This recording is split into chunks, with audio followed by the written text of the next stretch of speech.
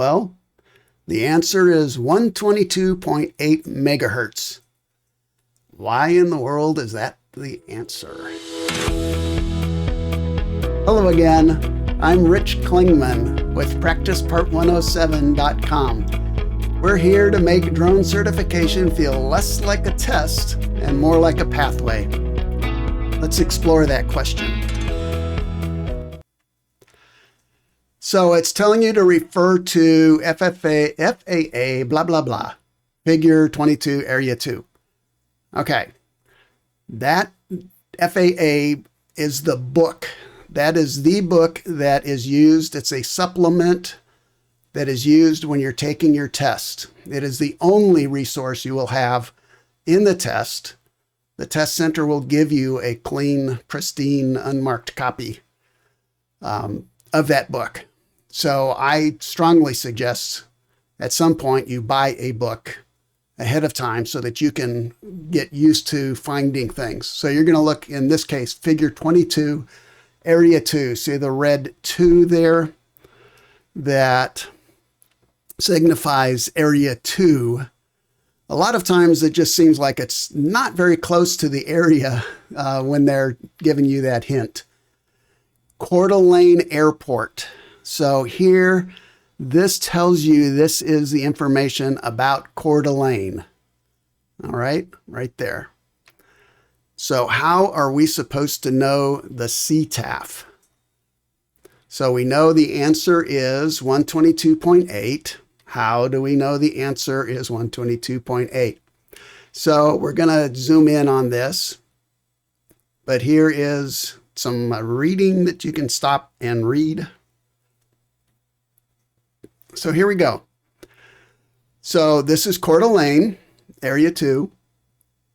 So the number before the C. So the C signifies the Common Traffic Advisory Frequency, the CTAF. Sometimes you'll see a number, a star, and then the C, but whatever number is in front of the C is your CTAF. How in the world are you going to remember how this all works? Because this is a lot of information.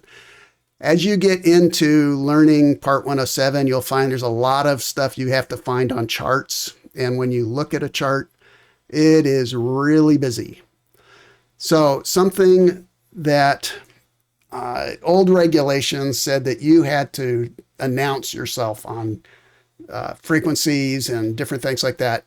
Drone operators, drone pilots are no longer allowed to operate on, to transmit on aircraft frequencies, air traffic frequencies.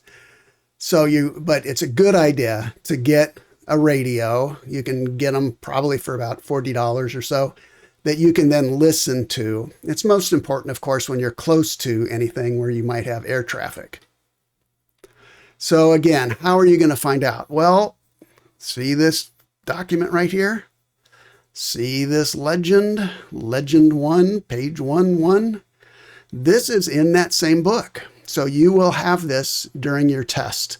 You have all this information.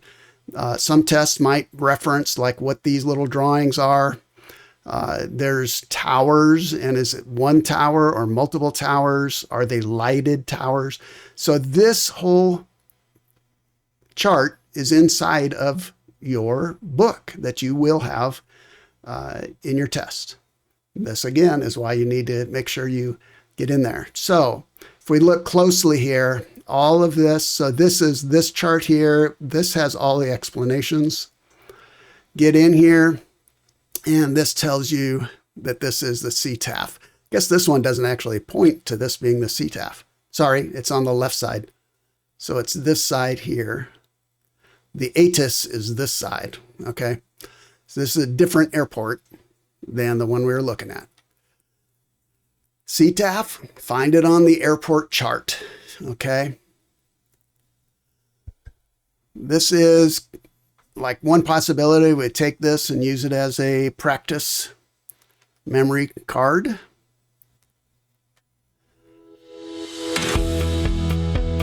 Okay, you've got that question solid. Let's keep going. We've got hundreds more practice questions and official FAA questions. with clear explanations in multiple languages, plus unlimited practice quizzes and more. Please like and subscribe, and visit us at practicepart107.com. Learn fast, fly smart, test with confidence. Until next time, keep your props spinning and your mind sharp.